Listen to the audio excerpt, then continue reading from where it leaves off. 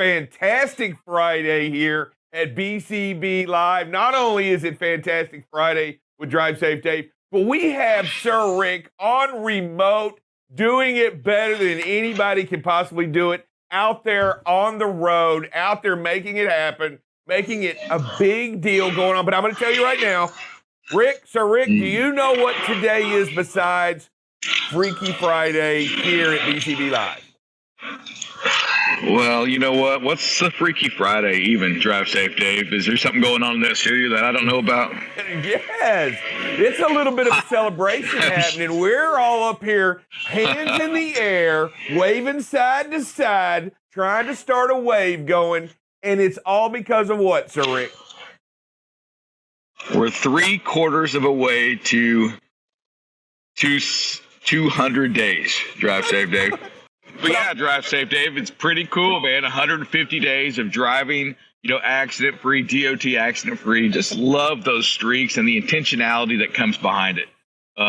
We all know it's not even freaking, and we say it all the time, and sometimes I wonder if it gets old, that how hard that really is, how truly difficult that is. And the great thing is our listeners, right? You, the drivers, you know what I'm saying. You're raising your hand. I heard yesterday the amount of people that just cut you off on a normal day. I'm just talking the guys that go over 4 lanes in front of you, right? And to get to that exit, the four-wheelers. And yet y'all do it every day. And and you know what? We can keep this going. We can do this. And you've already proved that you do it every single day. And it starts, Drive Safe Dave, with one day at a time, right? It's just being the safest we can today. Hey, Drive Safe, I got an opportunity yesterday to meet Cal Ripken Jr. Iron Man. And listen to his story. Yeah, the Iron Man. For those of you that don't know it, he played the most games, consecutive games in the history of baseball, beat out Lou Gehrig and kept it going for a while. And to put it in perspective, so he played, 2,600 games, something like that, in a row. And that's back when baseball, 162 games, was played in like 175, 180 days. Think about that. And today, if you look in comparison, today the closest person there is to tying his record has like 155 games in. 155 games, yet, Cal went that many games in a row without missing.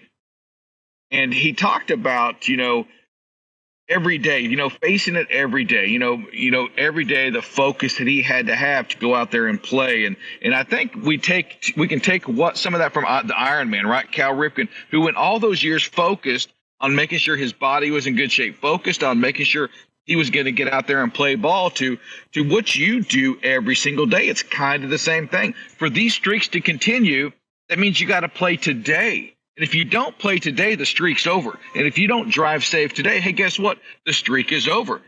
We look at that and we say, well, man alive, if we look at that right there, we see, look at that dip in freight. Is the freight still moving heavy right now? And as we move to the second slide, what I want you to see is this. We go back to the last year. And last year you see it kind of dip down the same period. Understand that even though it's not a big holiday, we see a dip in freight. It's still a holiday week, right? Columbus Day was Monday. Freight goes down, not like it does on a major holiday, but it still goes down. And as you look into the third slide, and we see the last year. Well, last year is the only other slide on here. You see it going up. It went down last year too, right? We look at that lighter graph, and we can see that, man alive, it really did follow what's going on this year. Look at how it kept shooting up, though, as we are in peak season. So we saw a major increase in freight. We're going to see kind of the same thing right now. The only thing that really won't match up will be that rejection. Since as we look at the rejection screen right now, we're hanging in that 21, 22%. We expect it to stay in that range kind of the rest of the year.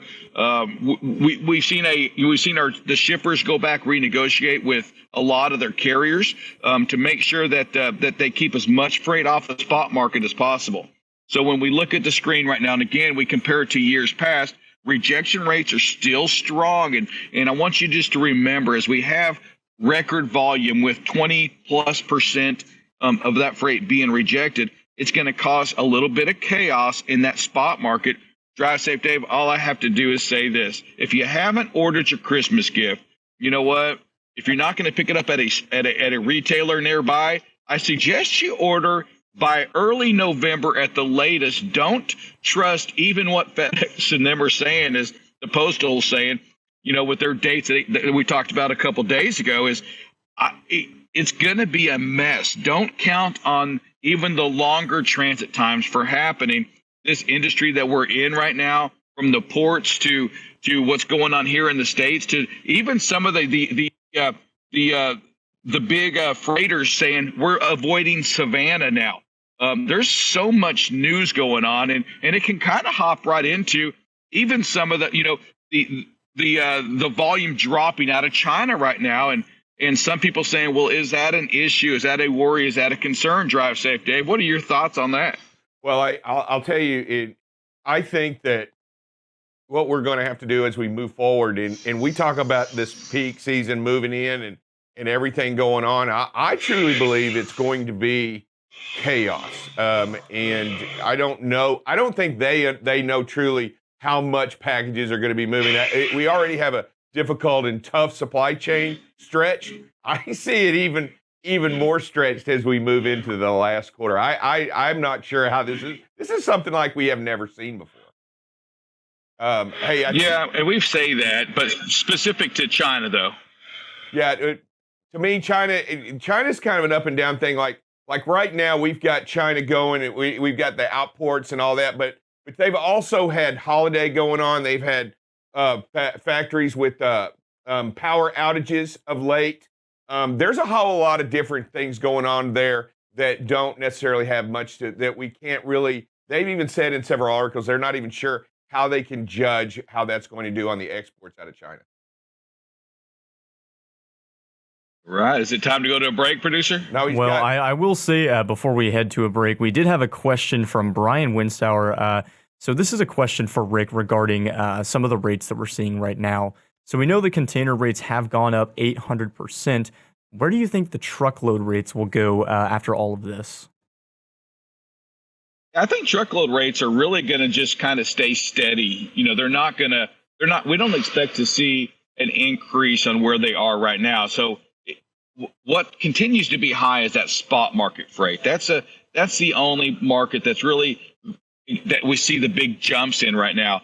Brian, I'm going to say that where the rates are right now, and understand that they're a little bit higher, obviously, than they were last year, as the trucks continue to go up in prices, as trailers continue to go up in pricing. The rates that we're going to see in place now, they're in there, and so I just said something that just made me think a little bit. We don't know what the trailer pricing is going to be yet, Brian. So once the trailer pricing finally makes it out there, right, we can start getting the trailers delivered on the new pricing. That will be probably the only reason why we'll increase rates to the customers. That and driver payroll, as we continue to see a few increases in pay. Got a lot we can learn from. Here, this truck's going to signal everything, but you can see that this driver is gaining, but there is no picture, and then traffic stop, right? And so the quick lane change. Hey, you've got to slow down. There's a reason that truck is going to be passing, but you can't see. Right, we got great space back here. So just kind of, if you're gaining that quick, you can kind of judge by how quick you're gaining on that truck. And then they put their four ways on as they're moving over there as well. So just kind of pay attention to the signals. Wish this truck would have put the four ways on now, because he is getting close and signaled, but instead it was a blinker and then the four ways after the picture's clear. So maybe a little bit more, and that's something we can learn for us to do to others. Remember, part of the Smith system is make yourself seen. Let them know what your intentions are. So, again, this truck did that, but maybe a little bit late. But, again, we can slow down because there's a reason this truck was going to pop out. For a truck to pop in the left lane, there's slow traffic. That should be your warning, right, Drive Safe? Well, and I'll tell you what, as you watch the video and what I see having done this, that trucker applies his brakes and stays on his brakes almost the entire video until he has moved. And that should be a genuine indicator that, right, there's the brakes hit. It's still on. He's still braking. He's still braking. He's still braking. He's still braking. He's still braking. it's important to realize what's going on. That is a Blue's Clues sign right there that you need to be on the brakes, making sure that you're slowing down, because if he's going to continue to brake like that, there's something ahead. Yes, great point. I thought them were taillights, but when I watched it, you can absolutely see. Here, man, I tell you, I'm getting more and more scared of the secondary highways. Looks like that guy was going to run a stop sign there. There is a stop sign on the side, but you have to be on the lookout for this, right? And we see a lot of times where people will pass in the double yellow lines. Or if that would have happened right around that slight curve, there was an accident just waiting to happen right there. Luckily, that truck stopped. But again, you've got to be really alert on these secondary highways. Yeah, I look at that, and I truly believe that here it is. This car's coming, and that vehicle waited until that car passed to jump out there. And as he was moving out, he realized big truck coming from the right. And I think your vision is even blocked, right, by a tree. Yeah, but because I don't even see the red truck, and he's sitting there now. Right, boom, there he comes. Yeah. So all that tree line there that was blocking the view as well. Makes it very hard. And you see that a lot there. All right, here again, we're coming up. Speed is great job by this driver, right? A lot of trucks. So a lot of trucks use this highway. Just waiting for it to clear for a vehicle in front of this one to turn. What do we love, drive safe? We can see the road. Pavement. Love that. That means we are very well under control of this situation and able to stop. That's the key. You must be able to stop. That's the speed you have to be driving, no matter what the speed limit is saying. Because to be able to stop, you're going to be under that speed limit. I promise this is a great place right here as well, Bob, to be hitting your flashers. If you're going to be stopping on a 2-lane road, that's what that hazard markers are for. And that if you're blocking the road, that's absolutely what those hazard markers are for.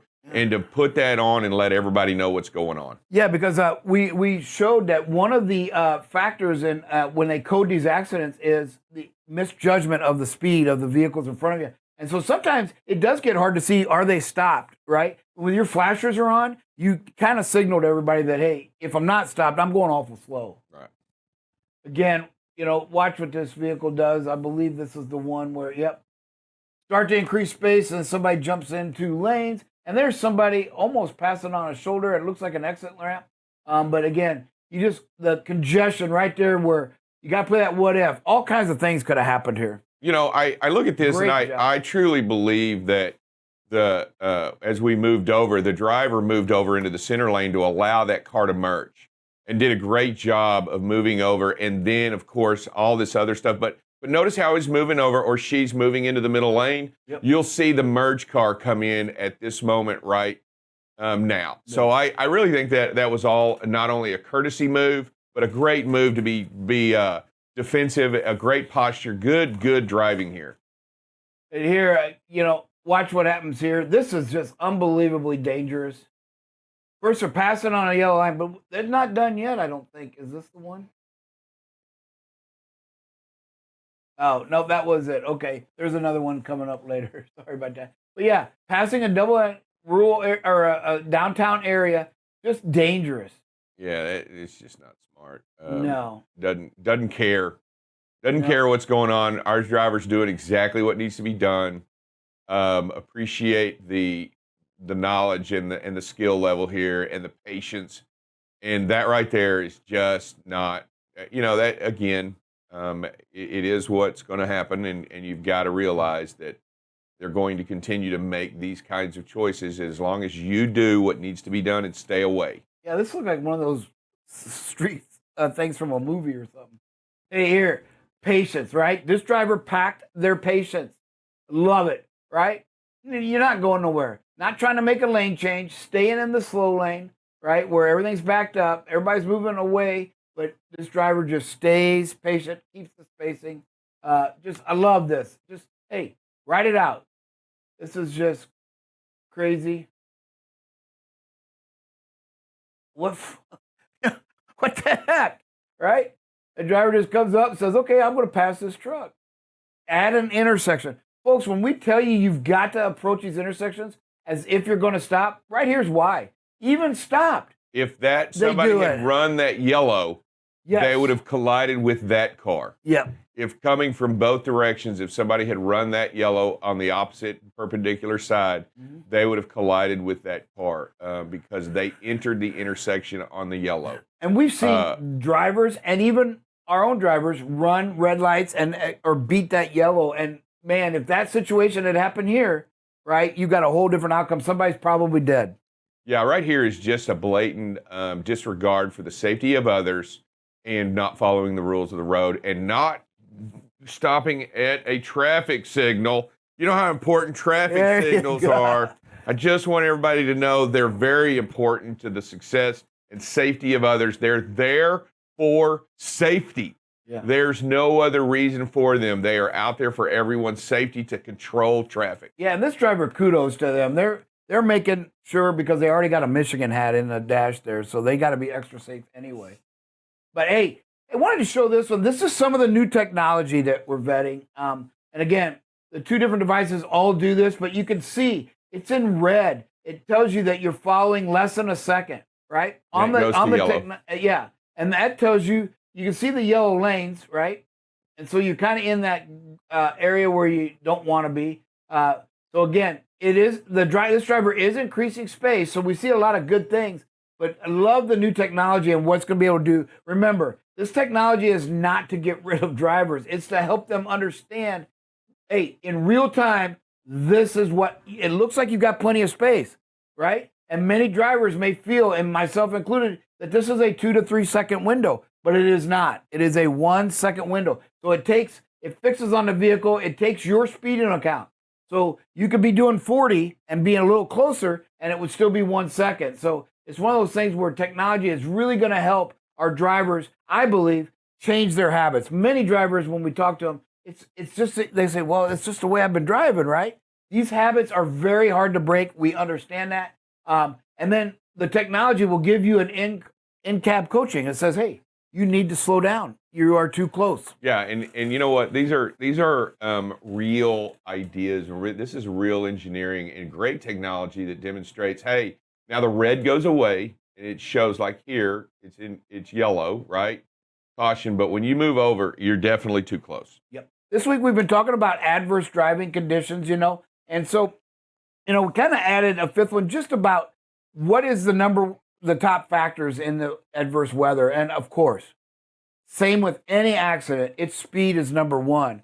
But then they followed up with the road conditions. And we did a study a few weeks ago where we shared the worst road conditions that are listed as unsatisfactory and what states have them. And so you compound that with winter weather, and that's actually the number 2 factor in accidents during adverse driving conditions. And the third one is more and more drivers become available on the roads each and every year. So inexperience of how to drive in adverse conditions is a number 3 factor in accidents. So remember, we have a lot of younger, inexperienced drivers out there. So how do you do that? You slow the speed down. It all starts with speed. Speed drives everything in our industry, and we need to slow it down to keep these streaks going, but most importantly, to protect life in these adverse conditions. And so all of them added together, just so it's all in there in the numbers, but there's approximately 5,000 deaths a year due to all these adverse weather driving conditions. And there's almost 500,000, just shy of 500,000 injuries.